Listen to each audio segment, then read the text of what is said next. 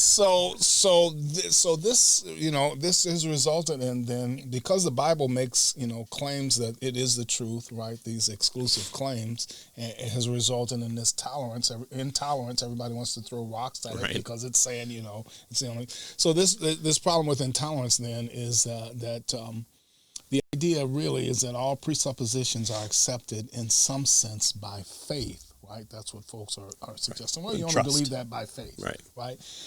So atheists obviously work from the same assumption that there's no God. Certainly, this assumption too requires a certain amount of faith. So it's not just Christians, but it's also any academic discipline and any belief system.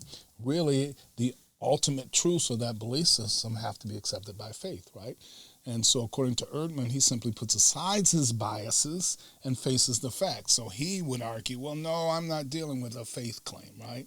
I don't have any biases. I'm on neutral ground, and I can. And so let's put it, you Christians are biased because, you're believing by faith. You believe it, so therefore you're biased. Exactly. Yeah. And so he says, he puts aside his biases and he doesn't operate with regard to So he comes at it like a Mr. Spock or a robot or Dan Carlin's Hardcore History. He takes this like the Martian approach.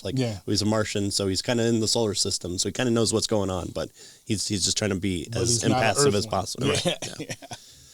But lo and behold, guess what? Ehrman also makes assumptions too. Oh, no, really? And it's almost like there's no neutrality. If only. So, for example, he says we don't have the words that God inerrantly inspired. Really? Right. All right. So how do we know that? Well, we'll take a look at that. Yeah. So he makes this assertion. That is a huge assumption. Yeah. He talks about this in Misquoting Jesus. This is kind of the big conclusion, but it actually doesn't provide evidence that demonstrates we don't have the original wording in our manuscripts.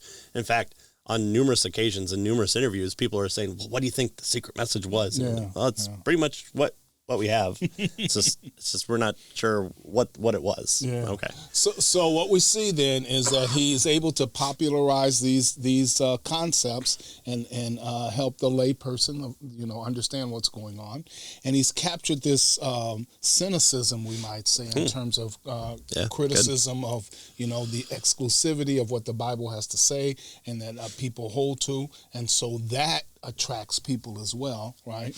And he makes the assumption that the believers are just operating on the basis of faith, and of course he's not doing that. Putting the cart before the horse. I am not, because I am skeptical, and that's how you can trust me. And so his biases, this book contends, has led unduly skeptical conclusions that he draws from. Right. So that's what they're going to try to show with this particular book. Right.